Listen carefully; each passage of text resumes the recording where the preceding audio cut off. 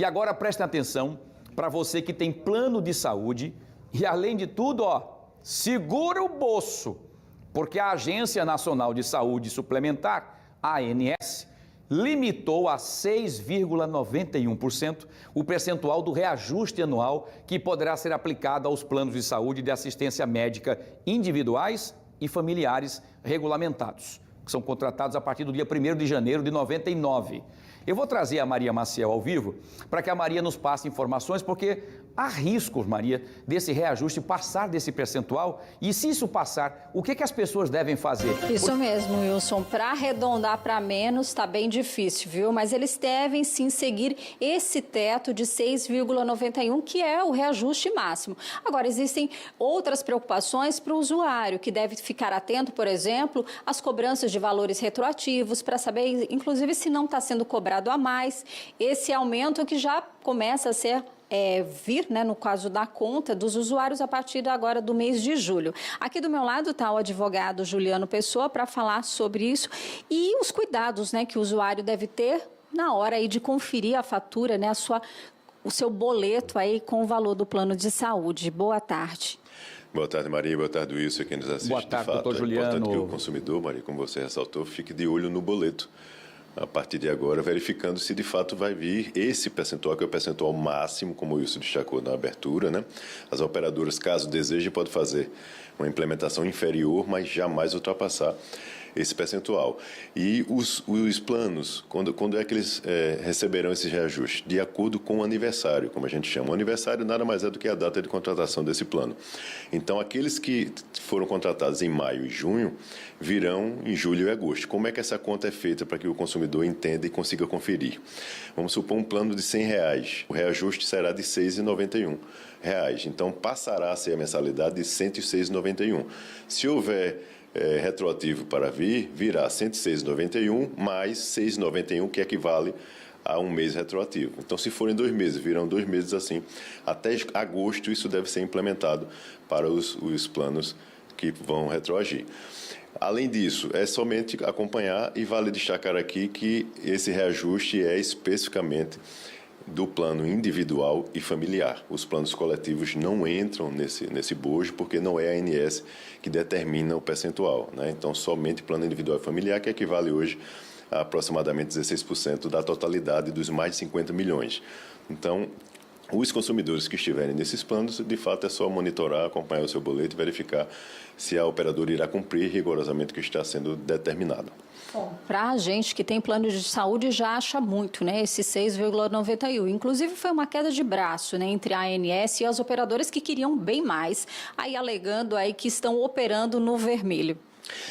Veja, essa alegação sempre existe, infelizmente ela não consegue se efetivar, né, Maria? Porque nós temos relatórios da própria Agência Nacional de Saúde Suplementar, referente ao ano passado, e os planos tiveram faturamentos de 3 bilhões de reais. Então, ou seja, não tem como a gente falar de vermelho. Mas levanta outra discussão também, né, que é a gente acompanhar como é que se dará o reajuste dos planos coletivos, por exemplo, né? Porque a ANS faz exatamente o mesmo cálculo que deve ser feito pelas operadoras quando do reajuste dos planos coletivos, verificando o preço dos insumos e dos serviços médicos, da utilização desses serviços para poder fazer essa aferição de qual é o percentual de reajuste. E nós tivemos um reajuste, inclusive, este ano, no individual e familiar, menor do que o ano passado, né? O ano passado foi 9,63, agora 6,91. Então, é preciso que a gente acompanhe, porque é o maior percentual da população. Hoje está inserido no coletivo, né? Nos empresariais coletivos por adesão. Então, é importante que a gente verifique como é que isso se dará. E a agência também precisa ser muito efetiva nesse aspecto, porque muitas vezes a gente se depara com reajustes acima de 25%, 30%, 35%. Então, é muito elevado e a gente sempre questiona isso. Por que somente esses planos têm uma sinistralidade tão grande?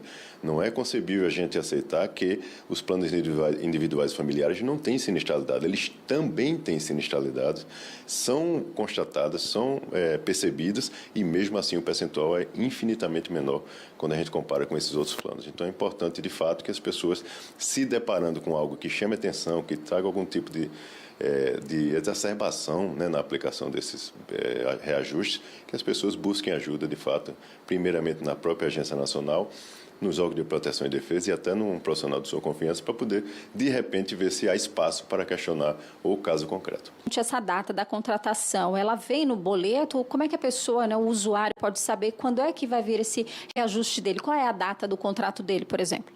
Veja, se ele tiver cópia do contrato, isso está lá, diretamente posto. Geralmente as operadoras, até por motivo de transparência, quando informam o reajuste, eles informam também qual é a data de contratação daquele plano. Se a informação não estiver clara, Maria, nem ele tiver a cópia, nem tiver no boleto, é importante que o consumidor faça contato com a sua operadora e peça esta informação. Além disso, ele pode, se for o caso, também pedir até uma cópia do seu contrato. É direito do consumidor ele dispor da documentação de algo que ele contratou. Então, a operadora não pode criar obstáculo nesse sentido. Então, no mínimo, a informação deve ser repassada e, se ele tiver dificuldade, ele pode ainda buscar acesso à informação junto à própria Agência Nacional de Saúde Suplementar, que fiscaliza, vale ressaltar, todas essas operadoras e todo esse mercado, e caso exista algum tipo de prática que possa ser classificada como uma prática abusiva ou que a operadora, de repente, não está cumprindo a legislação ou as regulamentações da agência, a própria agência poderá implementar alguma sanção administrativa, inicialmente, em face dessa operadora. Então, é importante que o consumidor tenha sempre esse hábito. Busca a sua operadora, não havendo possibilidade de acessar o que ele está desejando, ele busca ajuda na própria agência, que ela fará contato com aquela operadora diretamente, pedindo esclarecimento do caso.